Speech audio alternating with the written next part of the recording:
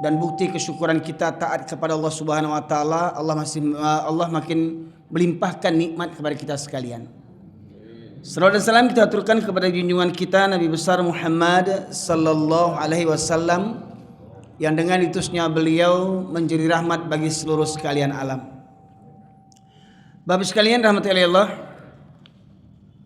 di kesempatan kali ini ada dua hal yang ingin saya paparkan dalam semua agenda safari dakwah ini.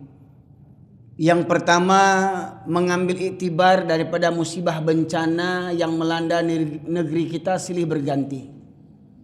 Belum habis duka dari bencana Sumatera Barat, Sumatera Utara dan Nanggro Aceh Darussalam, di mana saudara-saudara kita masih dalam kem-kem pengungsian sebagian. Ternyata kembali mereka diuji dengan hujan dan banjir yang susulan. Kembali datang banjir susulan, ya. Begitu pula ternyata terjadi di daerah-daerah yang lainnya. Di Pulau Jawa juga terjadi musibah, ya.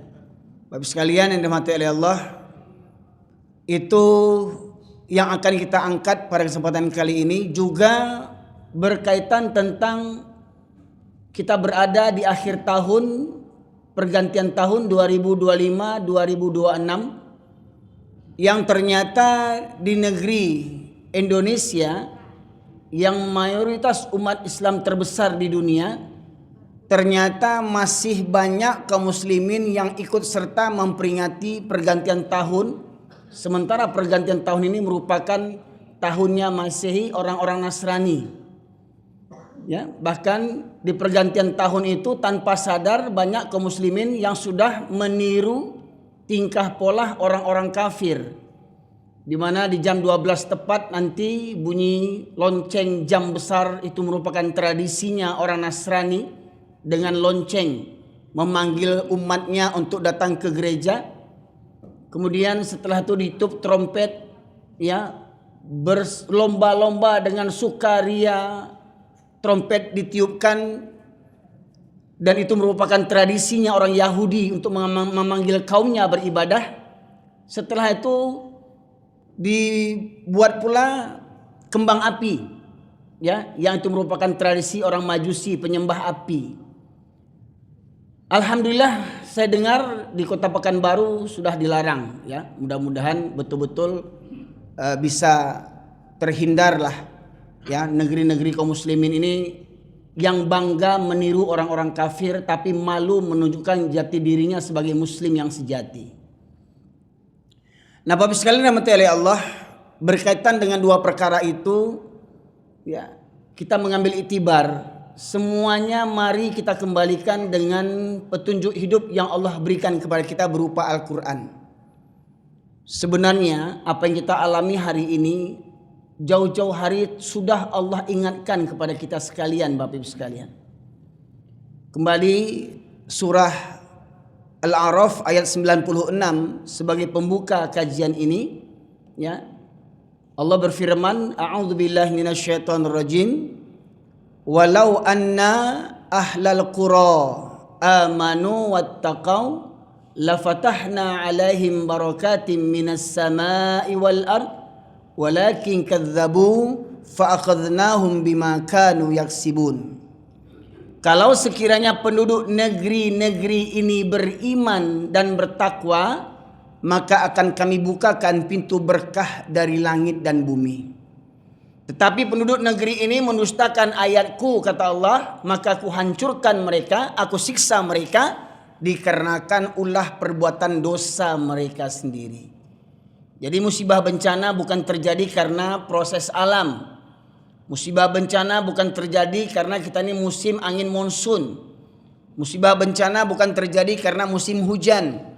Tetapi musibah bencana terjadi semata-mata karena dosa maksiat penduduk negeri yang sudah lebih banyak orang maksiat dibandingkan orang-orang yang taat. Ketika Bunda Aisyah radhiyallahu anha bertanya kepada Rasulullah, "Ya Rasulullah, akankah sebuah negeri ditimpa musibah sementara negeri itu ada orang soleh?" Maka Rasulullah menjawab, "Iya, musibah akan menimpa orang-orang soleh di sebuah negeri apabila lebih banyak kemaksiatan dibandingkan orang-orang yang soleh, atau merajalelanya kemaksiatan dikarenakan banyak orang-orang soleh yang diam. Karena banyak orang-orang soleh yang diam, Bapak Ibu sekalian. Contoh, mohon maaf ini, lagi-lagi saya ulang kembali, ya. Contoh, alangkah mirisnya di negeri lancang kuning ini, Pak, istilahnya Pak ya, Riau, negeri lancang kuning, ya, yang sama bertetangga dengan negeri Minangkabau yang mayoritas Muslim. Tapi saya heran waktu saya sapri dakwah di satu tempat di Kampung Dalam, saya melihat di kiri kanan jalan apa itu? Di kiri kanan jalan Juanda, orang menjual minuman keras secara bebas. Pertanyaannya, orang Islam di negeri ini gimana? Orang Islam di Pekanbaru ini bentuknya gini. Kita rajin sholat, kita rajin ceramah, pengajian, tapi penjualan minuman keras tak bisa diberantas sama orang Islam di Pekanbaru ini. Tak guna, tak guna. Mohon maaf nih Pak. Ya. Mudah-mudahan Pak Wali Kota dengar ini. Mudah-mudahan Pak Gubernur dengar ini. Oh Ustaz, kami jual arak, ya, alhamdulillah sampai sekarang Pekanbaru tidak kena azab seperti di Sumatera Barat, tidak kena bencana kami Ustaz. Tunggu dulu, jangan gadang kepala dulu. Ya, kalau Pekanbaru aman-aman jo kini, sementara penjualan minuman keras terjual bebas di sana. Apa kata Allah? Ya, falamma nasu ma dzukiru bih fatahna alaihim abwaba kulli syai' hatta idza farihu bima utu akhadnahum baghtatan wa hum mublisun.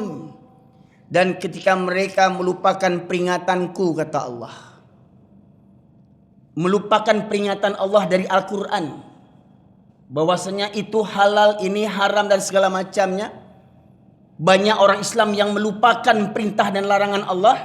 Apa kata Allah? Maka aku bukakan semua pintu-pintu kesenangan. Pekanbaru, ya, negerinya semakin maju.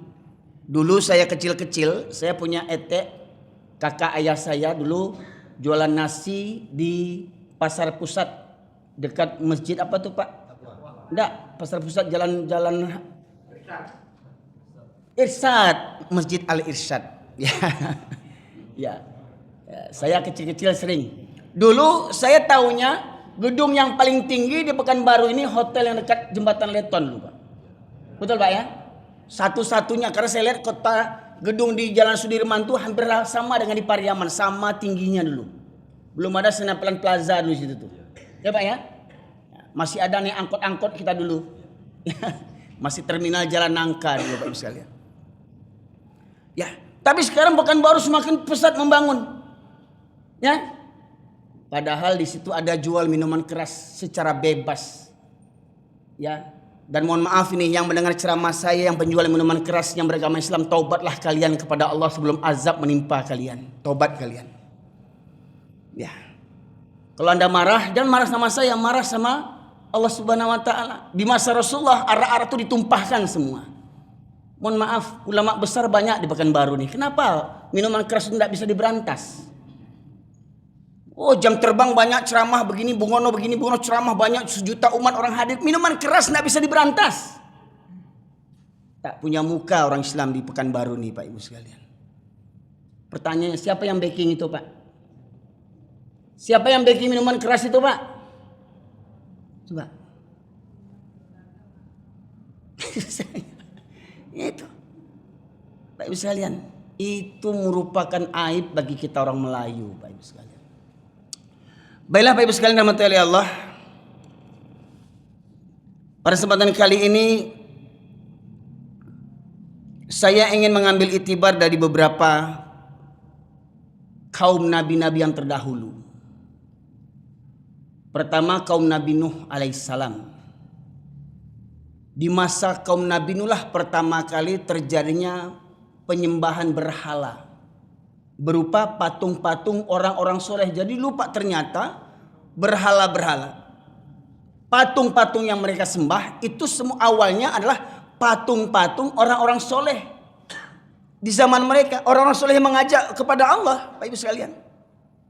Kemudian orang-orang soleh itu meninggal dunia, maka silahkan nanti dilihat dalam kitab Qisasul Anbiya yang dikarang oleh Imam Ibnu Katsir, ya, pengarang yang tafsirnya fenomenal, tafsir Ibnu Katsir.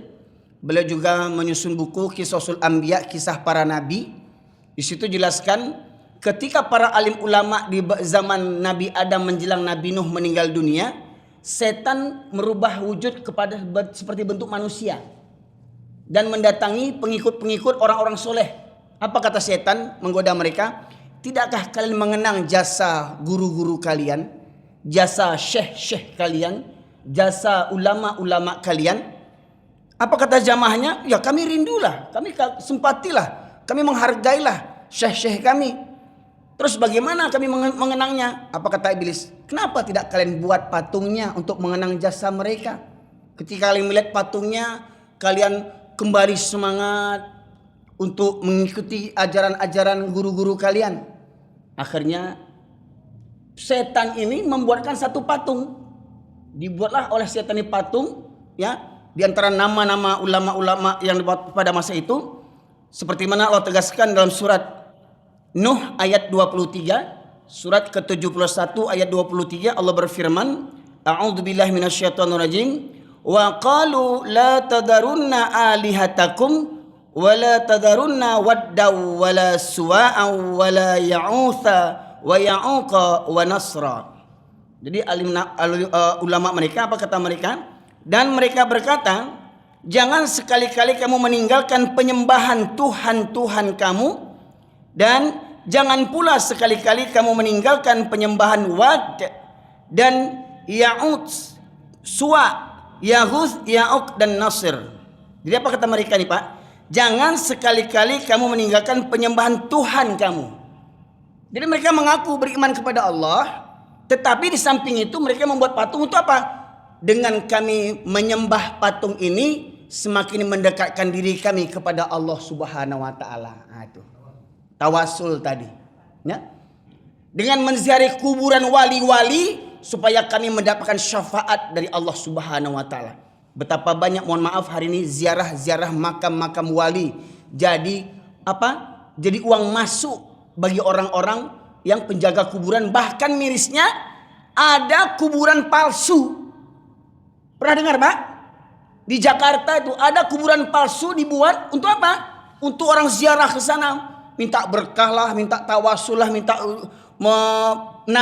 bernazar lah, ya. Sampai kuburan palsu pun mereka buat, ya. Saking bodohnya umat hari ini, sampai saat ini masih bodoh juga umat ini lagi. Padahal itu perangnya kaum Nabi Nuh berpuluh ribu tahun yang lalu, Pak Ibu sekalian. Ya. Nah kemudian ketika para nabi semuanya mendakwahkan kalimat tauhid, jadi semua nabi Pak, dari zaman Nabi Adam alaihissalam sampai Nabi Muhammad sallallahu alaihi wasallam, satu dakwah para nabi, satu tujuannya. Apa itu? Walaqad ba'atsna fi kulli ummatin rasulan an i'budullaha wajtanibut taghut. Dan demikianlah kami utus para nabi setiap kaum untuk menyerukan sembahlah Allah saja dan jauhilah taghut. Ya. Nah, kemudian Bapak sekalian, apa jawaban kaum nabi terdahulu? Kaum Nabi Nuh, dilanjutkan dengan kaum Nabi Hud, kemudian kaum Nabi Lut, kaum Nabi Syuaib, kaum Nabi Saleh, ya. Apa kata mereka? Wattaba'u amra kulla jabbarin anid, ya. Dan mereka menuruti perintah semua penguasa yang sewenang-wenang lagi menentang kebenaran. Ya. Di Hud ayat 99. Jadi maknanya apa? Penguasa-penguasa, pemimpin-pemimpin, ini hati-hati Pak, pemimpin ini sifatnya umum. Baik pemimpin negara, pemimpin kaum, pemimpin suku, pemimpin adat, ya, pemimpin partai hari ini, pemimpin apalah namanya, ya, atasan lah, komandan lah namanya, semua pemimpin. Ingat, jangan ada pemimpin yang sewenang-wenang, yang zalim, kita serta-merta mengikuti perintah pemimpin yang sewenang-wenang. Pertanyaan, ada nggak yang seperti begitu Pak hari ini? Dapat arahan pemimpin misalkan, hei, kutip uang keamanan pelacuran, uang keamanan pelacuran. Ada nggak tempat pelacuran dilindungi Pak? Ada nggak diminta uang keamanan tempat pelacuran? Gimana mau diberantas? Mereka melindungi tempat pelacuran. Kutip uang keamanan. Karaoke, tempat orang mabuk-mabuk, diskotik. Pertanyaannya, orang yang menjual arak itu bayar uang keamanan enggak? Bayar pajak enggak? Bayangkan Bapak Ibu sekalian. Ya. Dan jelas perintah itu salah. Ya. Seperti perintah apa? Seperti perintah Sambolado, tahu? Polisi Sambolado kafir itu yang dulu buahnya, pernah ingat Pak? Membunuh orang saja ribut satu negara. Dulu anggota FI dibanding 6 orang, negara diam-diam saja tuh. Kayaknya lebih berharga nyawa orang kafir dibandingkan nyawa orang Islam di negara ini. Orang kafir mati satu, segenegara hirup pikuk. Orang Islam dibanding di KM 50 santai-santai aja macam nyamuk yang mati. Ya. Sampai rest area di jalan tol itu diberantas habis untuk menghilangkan bukti, menghalalkan segala cara. Sambo membunuh dengan macam rekayasa. Yang ikut mendukung Sambo siapa? Anak-anak buahnya berapa orang? Saya lihat di berita hampir 60 orang yang mengikuti arahan Sambolado ini, dan kebanyakan beragama Islam. Bayangkan betapa bodohnya, pakai dinas lain utak ndak ada. Ya, orang kafir memerintah namo jo ikui, ndak ada agama, ndak ada iman dalam hatinya. Lain karat pakai baju dinas agama Islam, namuah dia atur-atur sama orang kafir. Andia. Kecil orang kampung kami, Pak. Pangkat lain tinggi, lain jenderal. Ya, Jenderal Sambolado.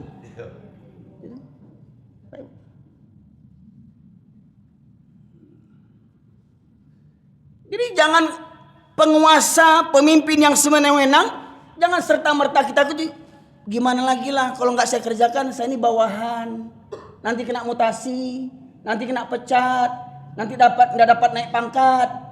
Nah betul Pak. Nanti kalau saya kena pecat, nanti istri makan apa, anak makan apa, di mana mau saya tinggal, rumah dinas dapat, mobil dinas dapat, istri dinas dapat. Ya. Nanti kena tarik semua gimana? Ya, enggak sekalian. Karena apa? Otak nggak punya, pangkat tinggi, otak nggak punya.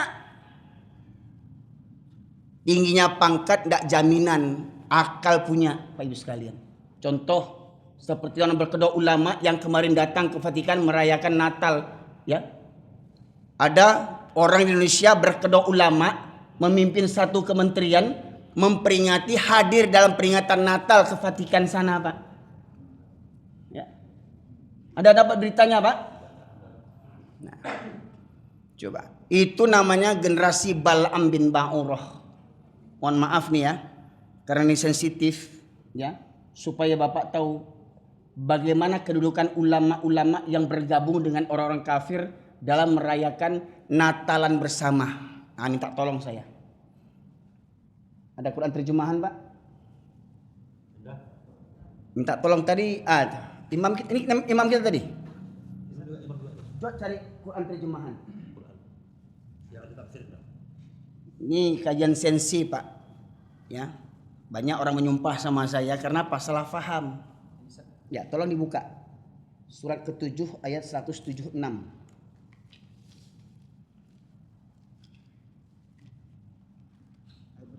175 mulai dulu.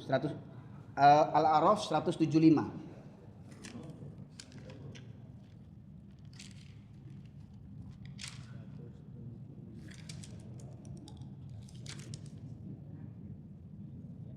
Temu? Ya, terjemahnya saja dibaca. Coba berdiri sini, biar bisa sama viral nanti. Ya. 175. Dan bacakanlah Muhammad kepada mereka berita orang yang telah kami berikan. Tunggu. Alak Medan doamu. Alah kita doh. Dan bacakanlah Dan bacakanlah Muhammad kepada mereka berita orang yang telah kami berikan ayat-ayat kami kepadanya. Kemudian dia melepaskan diri dari ayat-ayat itu, lalu dia diikuti oleh setan sampai dia tergoda. perintah Allah di awal ayat, watslu alaihim, ada kata perintah, dan bacakanlah kepada mereka, kepada orang banyak, hai Muhammad, tentang orang yang dulu kami berikan ilmu tentang Al-Quran. Ya, dia menguasai Al-Quran. Dia mungkin menghafal Al-Quran, dia bisa berdakwah dengan Al-Quran, tetapi apa? Setelah dia punya ilmu tadi, dia lepaskan ayat-ayat Al-Quran. Dia tidak peduli dengan mengamalkan Al-Quran tadi. Ya, lalu dia diikuti oleh setan. Kalau sudah dia tidak memperdalam lagi Al-Quran, ya, akhirnya dia diikuti oleh setan sampai dia tergoda. Maka jadilah dia menjadi orang-orang yang sesat. Padahal dulu dia ahlul Quran, menghafalnya, menafsirkannya, mendakwahkannya, tetapi akhirnya dia sesat. Lantas apa kata Allah dalam ayat berikutnya? Dan sekiranya kami menghendaki, niscaya kami tinggikan derajatnya dengan ayat-ayat itu. Tetapi dia cenderung kepada dunia dan mengikuti keinginannya yang rendah. Maka perumpamaannya seperti anjing. Seperti apa? Seperti anjing. Yang keras sedikit, seperti? Seperti anjing. Ya. Jika kamu menghalaunya, dijulurkan lidahnya, dan jika kamu membiarkannya, ia menjulurkan lidahnya juga. Demikianlah perumpamaan orang-orang yang mendustakan ayat-ayat kami, maka ceritakanlah kisah-kisah itu agar mereka berpikir. Di ujung ayat apa bunyinya? Maka ceritakanlah kisah-kisah itu agar mereka berpikir. Jadi ayat ini bagi orang yang punya otak saja, Pak. Yang tak punya otak nggak nyambung ayat ini nih. Ya, yang nggak bisa berpikir nggak masuk kaji nih. Ya, apa kata Allah di awal ayat tadi? Ayat 176 tadi. Kalau kami menghendaki, kami tinggikan derajatnya dengan ayat itu. Semestinya dengan ayat Quran itu dia dimuliakan oleh dengan ilmu Qurannya. Sarjana agama, master agama, ulama dipanggil orang. Tetapi apa? Dengan keulamaan ilmunya dia abaikan Al-Quran. Dia lebih kedepankan akal dan nafsunya.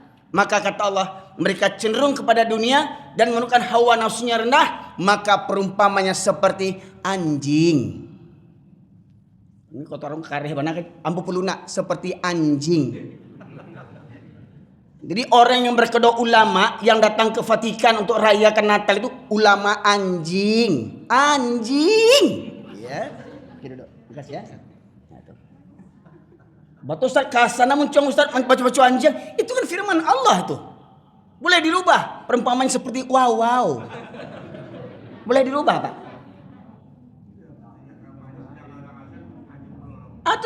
Tuh 3 periode menteri ini rusak-rusak di negeri kita nih, Pak. Ya, nggak tahu kenapa ya dipilih menteri-menteri yang otaknya rusak kayak begitu. Ya, dengar azan dia keranjingan, ya, uang haji dimakannya, hilang batang hidungnya sekarang. Ya, sok cinta NKRI, munafik kau. Ya, sok cinta NKRI kau tilap uang haji. Ya, sekarang hilang batang hidung kau. Geblek kan gitu ya. Ya. Ini sekarang lebih parah lagi. Datang ke Vatikan, ya, merayakan Natalan, ulama anjing. Anjing. Makanya saya suruh dibacakan terjemahan itu, kata anjing itu bukan dari mulut saya ulang-ulang aja lagi. Ya. Banyak hari ini ulama bermental anjing. Ya. Pak, nggak berani menyampaikan kebenaran. Parahnya negeri kita hari ini, musibah silih berganti melanda negeri kita, namun kita tidak ambil pelajaran daripada musibah itu, Pak Ibu sekalian. Apa kata Allah? Sesungguhnya Allah tidak akan merubah suatu kaum kalau kaum itu tidak merubah dirinya sendiri. Pertanyaan, mau berubah tidak kita dari pengalaman hidup ini? Mau berubah tidak kita daripada musibah ini? Ya. Nah, ternyata di antara musibah yang Allah timpakan kepada kita, karena ada perilaku umat atau penduduk negeri ini seperti perilaku pengikut nabi-nabi yang terdahulu. Apa contohnya? Nah, ini Pak Ibu sekalian.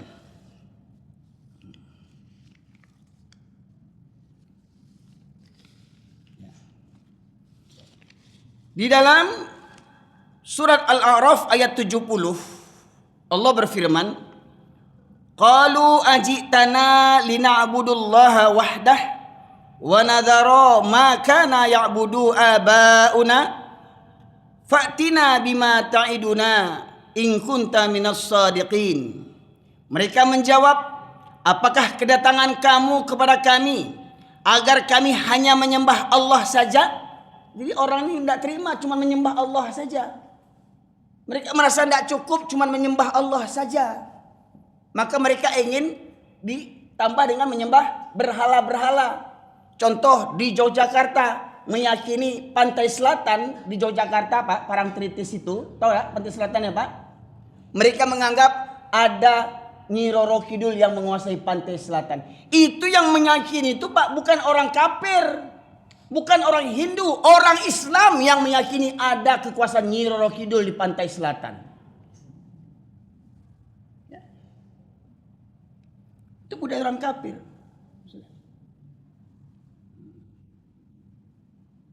Memajang foto-foto orang-orang soleh, ya. Kalau sekedar kagum, simpati kepada ajaran orang-orang soleh, mungkin boleh jadilah, sah-sah saja mungkin ya, mungkin walaupun nanti ulama berbeda pendapat, ya.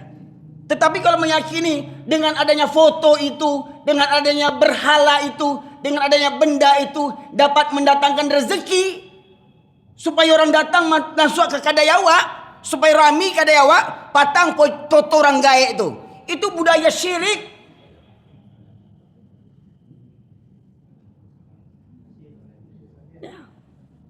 Entah sial tuh foto ya. Selain foto nang gaya itu adalah foto-foto yang lain tuh. Pakai sorban, pakai janggoy, aku gurunya Syekh Maulana iko, Syekh Maulana itu. Nah itu Pak. Syekh Siti Jenar. Ya. Ada enggak yang memajang foto-foto itu Pak? Wali-wali itu, Syekh itu. Dengan sorbannya, dengan janggutnya. Itu kan gambar orang-orang soleh kan? Baik sekalian. Dengan meyakini itu, mereka semakin mendekatkan diri kepada Allah Subhanahu wa taala. Mereka beriman kepada Allah, tapi mereka enggak yakin kalau langsung hanya kepada Allah saja, mesti ada wasilahnya, perantaranya, tawassulnya. Ya. Mau jadi gubernur, datang ke makam siapa? Ya, Syekh Besilam di Medan sana. Syekh Burhanuddin di Pariaman sana. Ya Syekh, ambo kan jadi gubernur kok Syekh. Tolong kabulkan ambo Syekh ya. Minta kepada Allah ya. Ah. Kok bisa mengecek lah Syekh Burhanuddin itu ele wang mau je. Kok bisa dan pilih wang diangkat jadi gubernur, ancak jadi gubernur wang tu ele. Belagak lo jadi anggota dewan tele wang mau datang ke kuburan tele.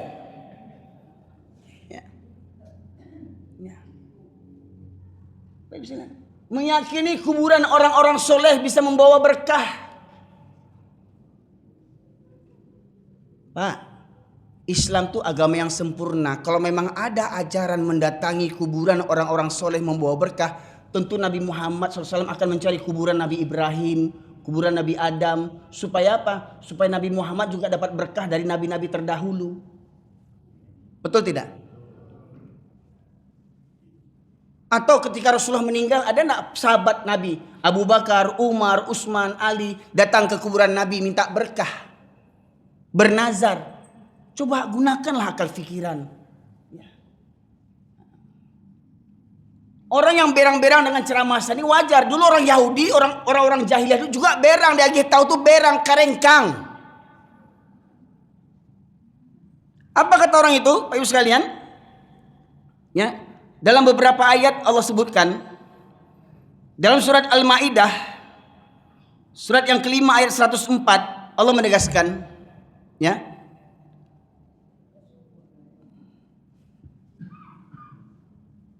Al-Maidah 54. Mana tadi asisten tadi?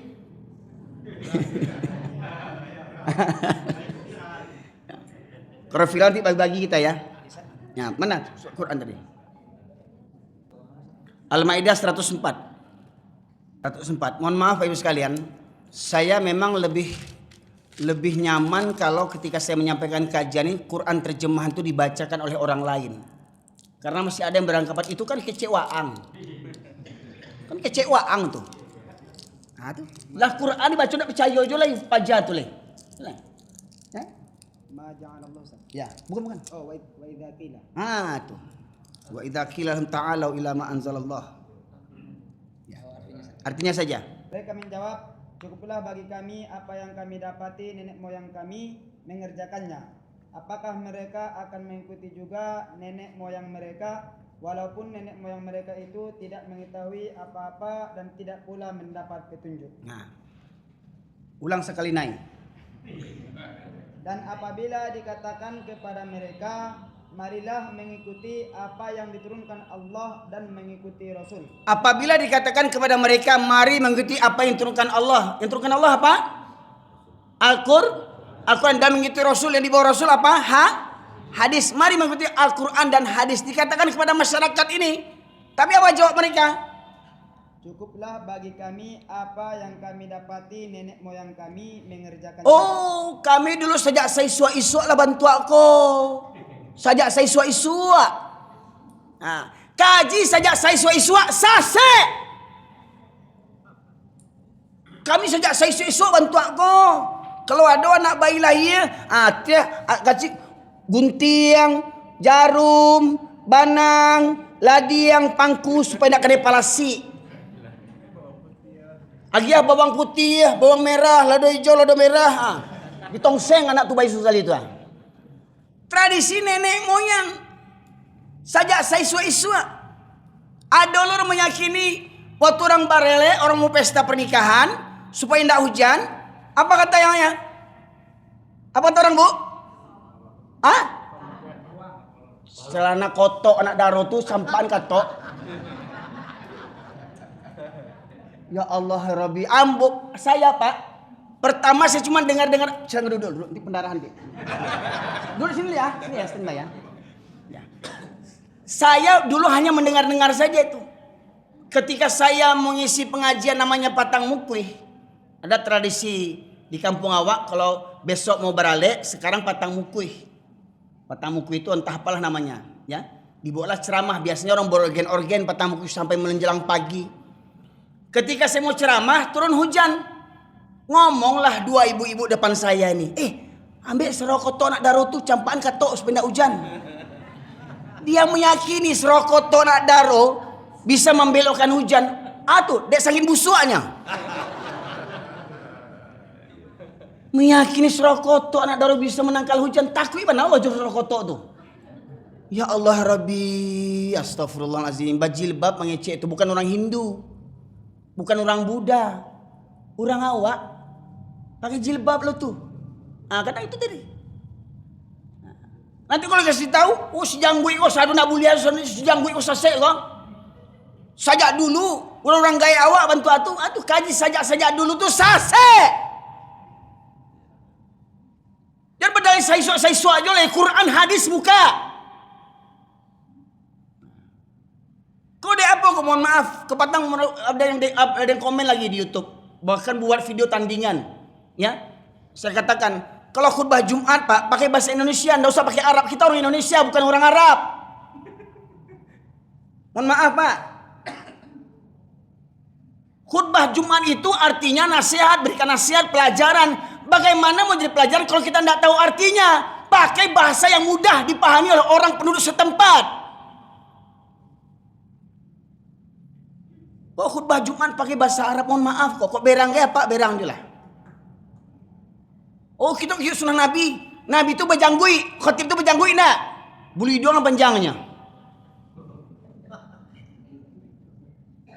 Yang sunnah Nabi kan kelamak dia awak je pakai, kadang apa-apa ku sunnah Nabi. Oh babi ni ampe, masna poligami, tu sunnah Nabi. Taunya kawinnya tahu sunnah Nabi itu.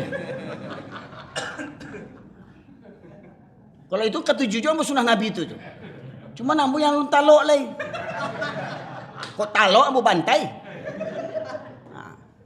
Mungkin alhamdulillah bini ambu baru 2 baru.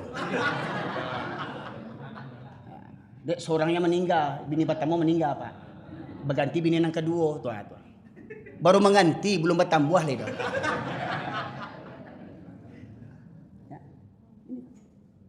Jadi nggak ada hujah untuk ilmu tu sajak seisua-isua. Oh sajak seisua orang gaya awak bantu tu.